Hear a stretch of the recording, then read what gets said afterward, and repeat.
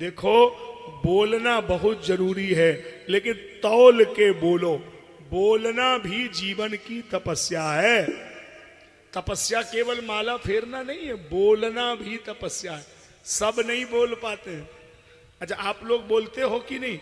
आप में कोई गूंगा तो नहीं है? सब बोलते हैं। अच्छा, आप ऐसा बोलते होंगे कि घर के ही नहीं सुनते होंगे। अच्छा, हम यहाँ कौन से रसगुल्ले बांट रहे हैं? हम भी तो बोल ही रहे हैं ना। तो आप देखो साहब, 42 डिग्री पारा है, 43-45 पर भी आप सुनते हैं। कितने धूप में जब चल के आए होंगे, कितनी कठिन कार्य है, लेकिन फिर भी आप सुनने क्यों जा रहे हैं? बोलने को ही तो सुन रहे हैं ना। कितने लोग हैं। तो बानी एक अमोल है, जो कोई बोले जान, और ये तराजू तौल के तब मुख बाहर आन। ऐसा बोलो कि किसी के मन को कष्ट न पहुंचे। सत्यम ब्रूयात प्रियम ब्रूयात। सत्य बोलो, लेकिन प्रिय सत्य बोलो। कागा किनको लेत है, कोयल किनको दे, मीठी वाणी बोल के सबको मन हर ले। कौवे की वाणी अच्छी नहीं है, किसी को प्रिय नहीं है। कोयल की वाणी अच्छी है, वो सबको प्रिय है। अच्छा, और एक बात सुन लो। कई बार दूसरे के आचरण को देख के आप अपना संयम खो देता है। दूसरे ने गाली दी तो हम भी देंगे। देखो, एक बात हम आपको बताएं, ये बड़ा जीवन में उतारने वाली बात है। कौवा तेज बोल करके कोयल की आवाज को दबा तो सकता है, लेकिन जीवन में कौवा कोयल जैसा हो नहीं सकता।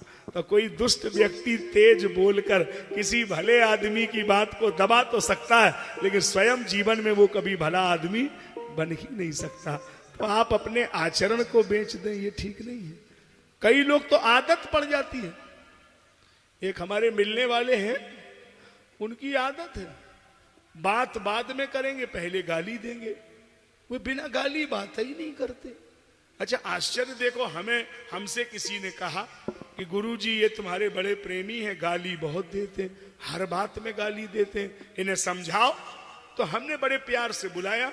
हमने कहा भाई साहब इधर आइए, आपकी शिकायत है कि आप गाली बहुत देते हैं। तो हमारे सामने कह रहे थे, किस साले ने कहा? हमने कहा मतलब ये से ज्यादा प्रमाण होगा जब तुम हमारे सामने कह रहे। बोले गुरुजी ये का गारी। हमने कहा ये वेद मंत्र। बोले तो इतनी क्षमा करो, इतनी हम पिताऊ जी से कह दे, या के पहले हम बात ही नहीं करते। इतनी तो हमारी आदत है साहब। अब बताओ ये कौन सी आदत है? मतलब बिना गाली बात ही नहीं करोगे, ये कौन सी आदत है? आदत पड़ गई। कैसी कैसी आदत के मजबूर लोग हैं।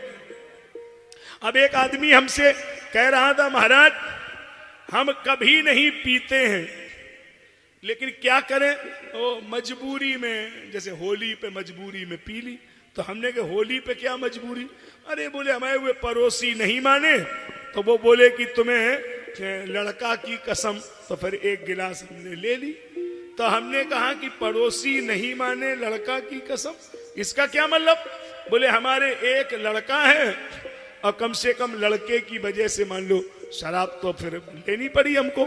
तो हमने कहा तुम लड़के की कसम मानते हो? बोले बिल्कुल मानते हैं। तो हमने कहा कि तुम्हें लड़के की कसम, पत्नी की कसम, घर वालों की कसम, 2 बीघा खेत हमें लिखो, लिखाई हम देंगे। बोले सो कैसे लिख दे? हमने कहा तुम हमें पढ़ा रहे हैं क्या? हम दुनिया भर को पढ़ा रहे हैं, ऐसी कोई कसम होती है?